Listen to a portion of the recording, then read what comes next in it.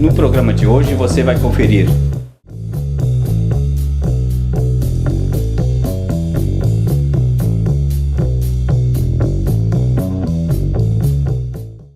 denúncia. Na padaria Ciclo Operário, salários atrasados e muitos outros problemas afetam a vida dos funcionários. Pelotas 200 anos para quem? Debate encerra as atividades com o tema Repressão e Resistência na Ditadura Civil-Militar. Educação em greve, representante do Sinasef em entrevista exclusiva, fala sobre o movimento em Pelotas. Essas e outras informações você confere hoje, aqui no programa Nossa Luta.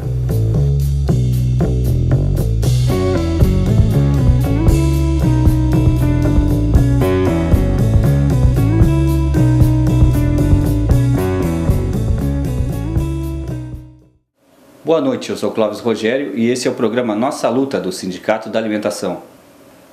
Por 167 votos contra e 14 a favor, foi rejeitada a proposta de dissídio dos laticínios. Os funcionários da Consulate decidiram exigir um aumento maior. A proposta patronal era de 7,02% de aumento em junho, mais 1,25% em outubro. O sindicato comunicou o resultado da votação à direção da Consulate e marcou uma reunião para negociar o dissídio e outras demandas dos funcionários, como plano de saúde e vale-refeição. A falta de diálogo com os trabalhadores da educação é uma das marcas do governo atual.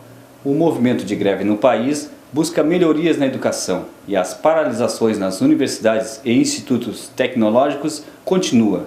Para falar sobre o tema e o movimento em Pelotas, Lair de Matos entrevistou o representante do Sinasef em Pelotas, Francisco Carlos Gonçalves Brongar. Acompanhe.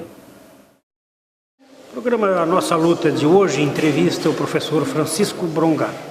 O professor Francisco Brongar é professor aqui do IFSU e diretor do sindicato que representa os servidores e professores, o Sinasef. Os servidores e professores do IFSU, bem como de outros institutos do Brasil afora, estão em greve já há várias semanas. Boa noite, professor. Qual a motivação dessa greve?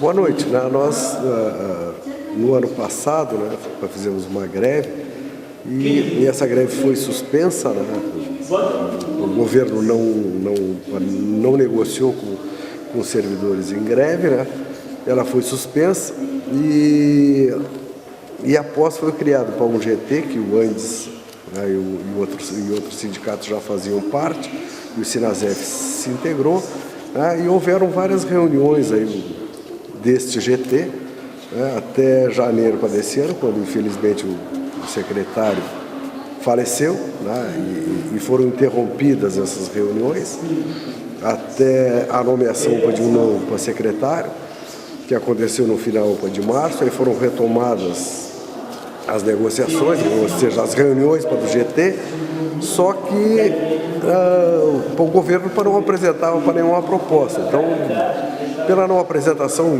e as sucessivas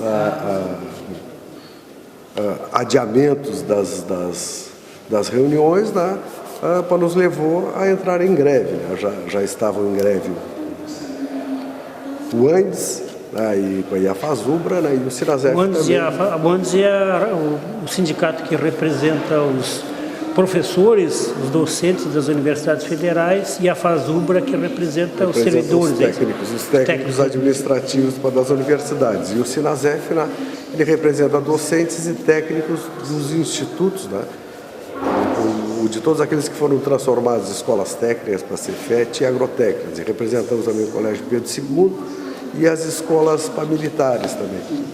E a reivindicação é aumento salarial e que mais? Nós temos uma pauta, junto com servidores públicos federais, que seria um aumento emergencial de 22,08%, também a retirada de alguns itens da medida provisória 546, porque já aconteceu, essa medida está por ser aprovada para o Senado, mas o que nós pedimos, já o governo já retirou, foi retirado pelos deputados, com a anuência para o governo, né? E estamos para o Ministério para o Planejamento, né, tentando a reestruturação das carreiras dos técnicos administrativos e dos docentes. Na última sexta-feira, né, sexta-feira 13, o governo apresentou uma proposta para os docentes, que deve ser analisada nessa semana em assembleias, né, mas que desde já ela não atende, né, o que nós havíamos colocado para o governo. E esses 22% emergencial é para recuperação de perdas? Sim, isso seria, né, o IPCA dos últimos 2 anos, mais a variação do PIB. Então, seria para todos os servidores públicos. É uma pauta que a gente tem em conjunto com os demais servidores públicos federais. Quando é que foi o último aumento que teve a categoria? Os docentes tiveram 4% esse ano, mais a incorporação de uma gratificação. Agora, os técnicos administrativos, né, a última mexida para a tabela, né, foi em 2010.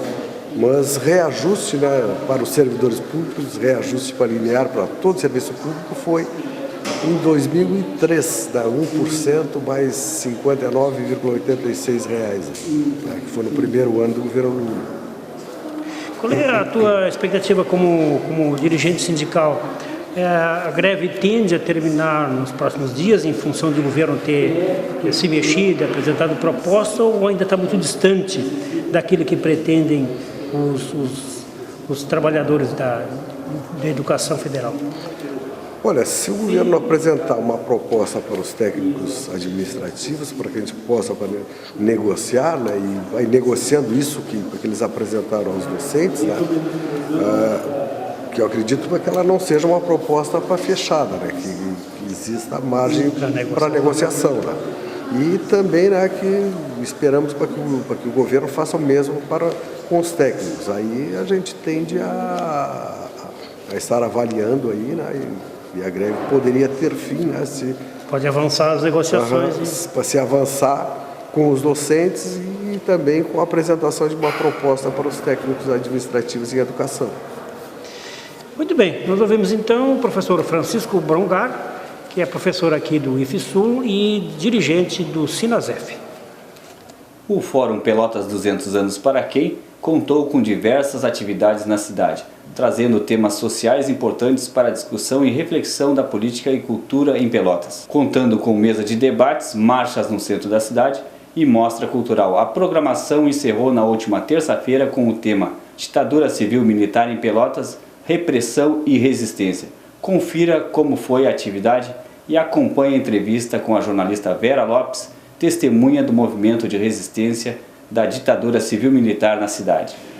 Então, boa noite para todos. Meu nome é Vera Lopes, eu sou jornalista e fui convidada para participar de uma mesa aqui na Câmara de Vereadores de Pelotas, que está está sediando um seminário promovido pelo Instituto Mário Alves, junto com os movimentos populares de Pelotas, que é sobre a memória. Hoje, pelo menos, o tema é a memória que temos do ano de 64 em Pelotas. Como é que estávamos, o que fazíamos, eu e outros companheiros na época que participávamos de política estudantil e de alguns movimentos de resistência à ditadura recém-implantada no país naquela época. Uma ditadura que veio à moda antiga, veio com a espada em punho, né? Eu digo a moda antiga porque atualmente não se fazem mais ditaduras com exército ocupando. É bom a gente ficar atento para isso, porque nem sempre as ditaduras vêm através dos militares. Mas, enfim, hoje o assunto é memória. Memória de 1º de abril de 1964.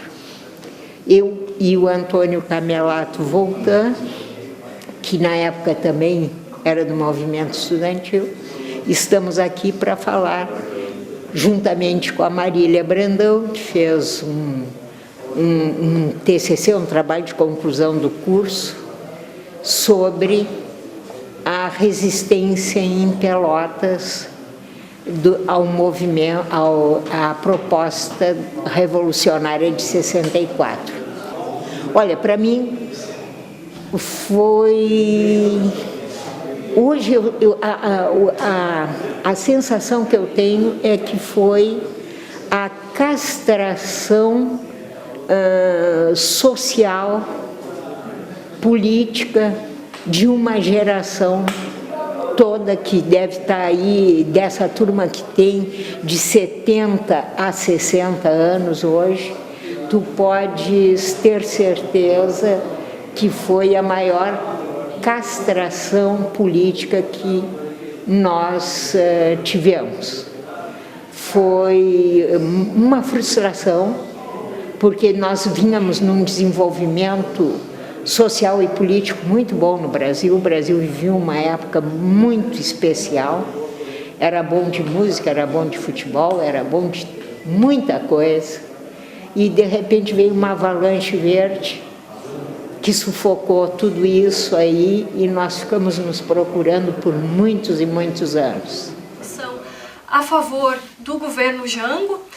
Tudo bem que essa unanimidade ela não dura nenhuma semana, algumas pessoas depois voltam atrás, mas nesse primeiro momento, né, e a gente vai ver também como essa Câmara, como a nossa Câmara de Vereadores, assim como todas as outras instituições vão ser duramente atingidas.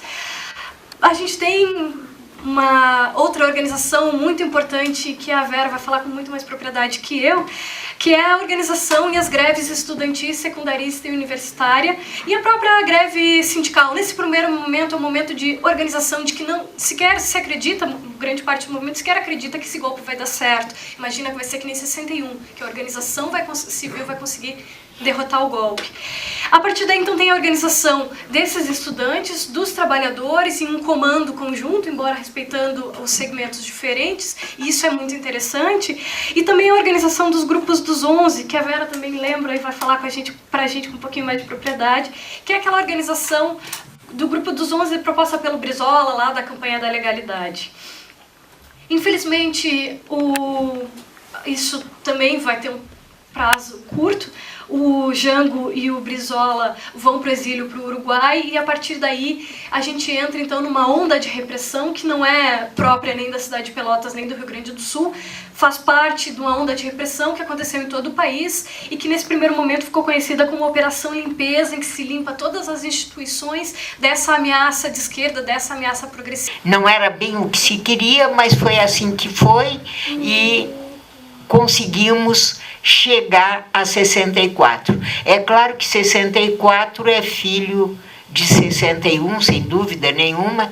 Desde aquela época havia uma condição no mundo que era a chamada Guerra Fria. E nós fazíamos parte, na América do Sul, fazíamos parte de um bloco que tinha que ser aliado ao projeto político americano.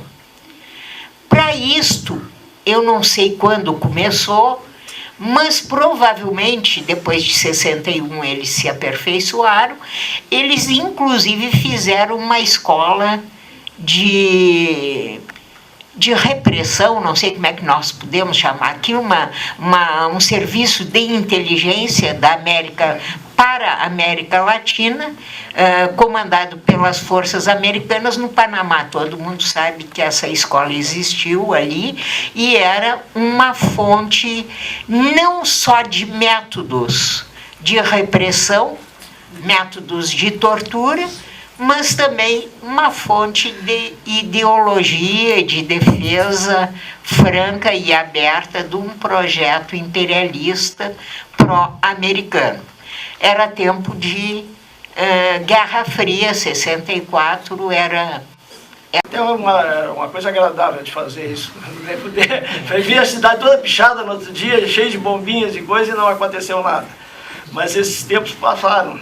E aí quando veio o AI-5, que foi quando a luta política se recrudesceu e grupos de esquerda começaram a luta armada, isso aí foi, colocou a linha dura, né? Teve condições de impor o seu rumo e fez o AI-5, e aí sim, aí foi a debandada geral, prisão, tortura, desaparecimento, e isso aí exigiu então uma vida clandestina.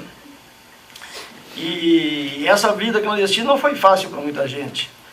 Aqui nós tínhamos uma tarefa que era exatamente o que tu falaste, que era auxiliar aqueles que precisavam fugir para o Uruguai. Ou às vezes não, às vezes pensando que ir para o Uruguai a gente mandava para outro lugar, ia para São Paulo, mas dizia que tinha ido para o Uruguai. Ou alguém que precisava, voltando do Uruguai, precisava seguir, não, olha, tem barreira na estrada, vai a São Lourenço, São Lourenço vai a Camaquã vai a Porto Alegre, eles não vão cuidar o ônibus Pelotas Porto Alegre. Né? Então essas coisas assim que a gente fazia. Mas esse trabalho aí foi que acabou resultando, quando acabaram-se os movimentos de esquerda, que faziam a luta armada, eles passaram a reprimir os outros, que faziam apenas uma luta política. E aí começou a detonar todo mundo. Começaram a prender e torturar, e aí caiu muita gente. Inclusive aqui de Pelotas, né, fomos 3 aqui da Ação Popular, fomos levados para o DOPS, Porto Alegre. Primeiro, aqui a gente dizia que no quartel não se torturava assim que eu fui torturado lá. Né? Porque levavam para lá, mandaram não tocar corneta no dia, não sei, e ali a tortura foi sendo aplicada até que eu resolvi gritar, berrar, aí não queriam barulho então, né? Aí me retiraram, levaram lá de tiro aqui do quartel e para o DOPS em Porto Alegre. A tortura funcionava assim. O Sindicato da Alimentação foi um dos idealizadores dessa iniciativa na cidade, dando voz aos movimentos que muitas vezes foram calados. Estão previstas outras atividades do Pelotas 200 anos para quem, no decorrer do ano, você é convidado a participar conosco dessa importante luta.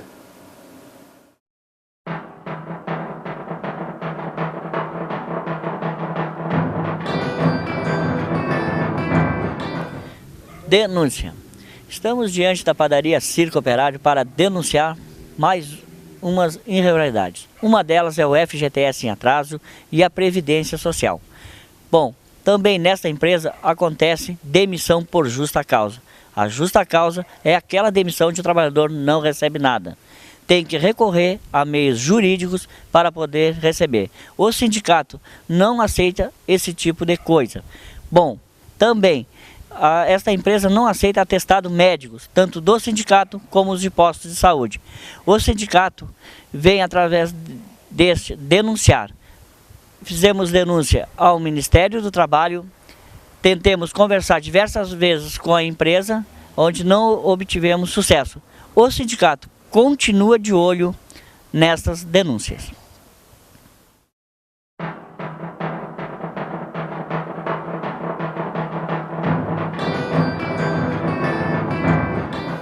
No quadro Conheça o seu sindicato, Rovanir fala sobre o acordo que o sindicato fechou para os setores de frigoríficos que beneficiará trabalhadores dos frigoríficos de Pelotas e Capão do Leão.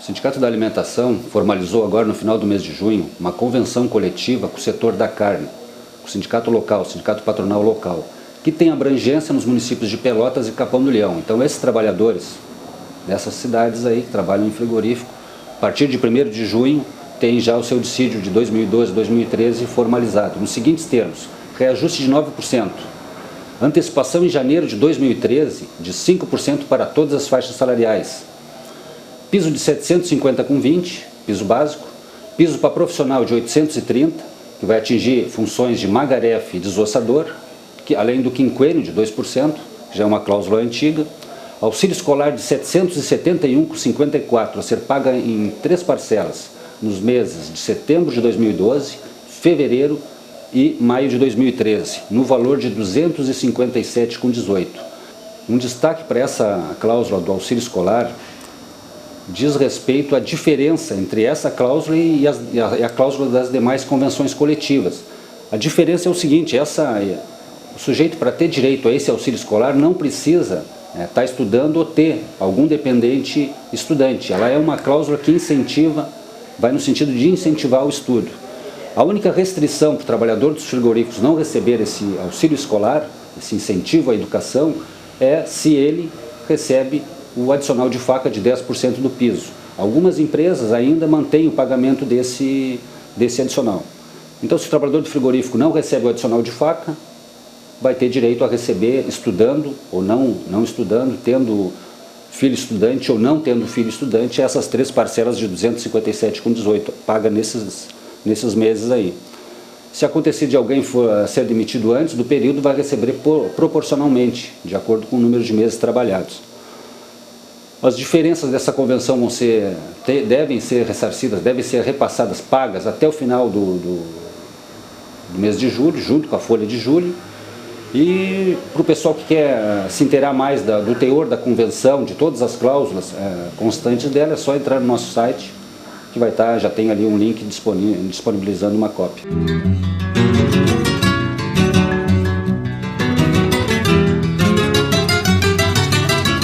Esporte. Confira como foi a terceira rodada que ocorreu ontem da Copa de Futsal Livre do Sindicato da Alimentação.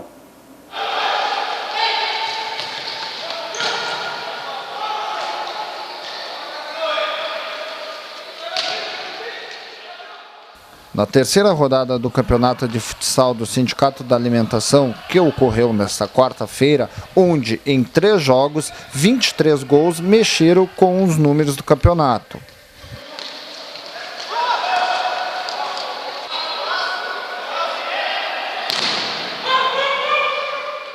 No primeiro jogo da noite, pelo Grupo A, a equipe SLC ganhou de goleada por 8-2 da Josapar Secagem.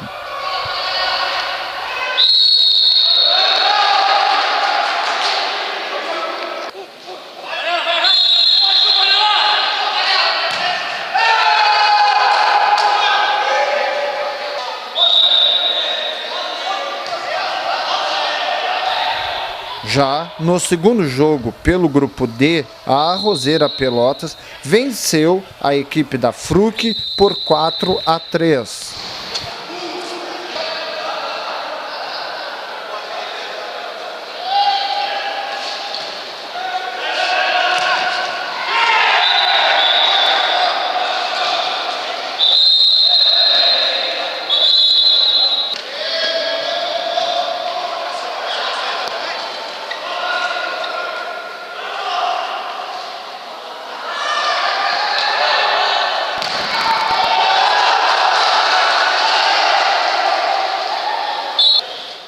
No último jogo da noite, entre as equipes Josapar, Pacote e Cereale, pelo Grupo B, foi a partida mais disputada, onde acabou em empate por 3-3.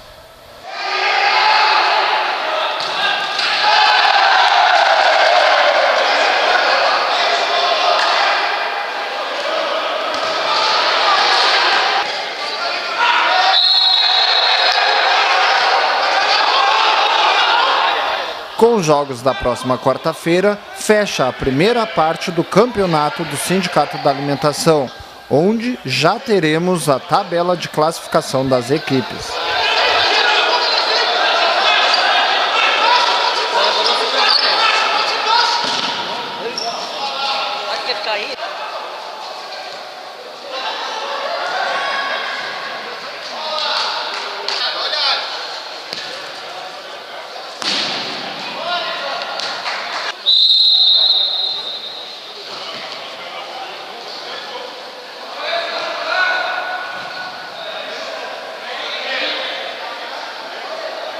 No quadro cultural desta semana, acompanhe Temas da Cultura Negra em Poesia. Giannini Escobar interpreta poemas de Oliveira Silveira, o poeta da consciência negra, em apresentação no Pelotas à Mostra, atividade dentro da programação Pelotas 200 anos para quem? Boa noite a todos. Essa é uma homenagem minha, Giannini Escobar, e do Coletivo Negado ao poeta da consciência negra, Oliveira Silveira, que faleceu no dia 1º de janeiro de 2009, Dia Mundial da Paz, que os orixás o protejam.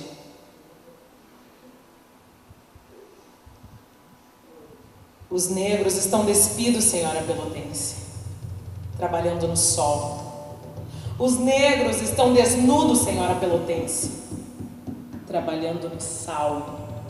Eles vieram de longe, de campos tão distantes, remontados pela estrada, com seus mugidos fundos, brancos homens de preto a tocá-los e um ponteiro a chamar. Venha, venha.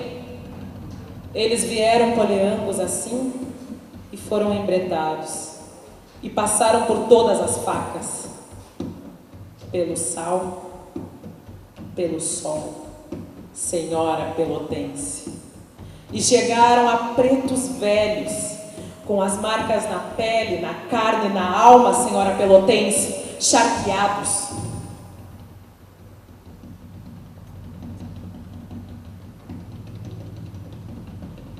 Dorme preso como animais, acorda cedo pra trabalhar. Era na foice e no machado, com o facão nos canaviais. 14 horas por dia e sem poder reclamar.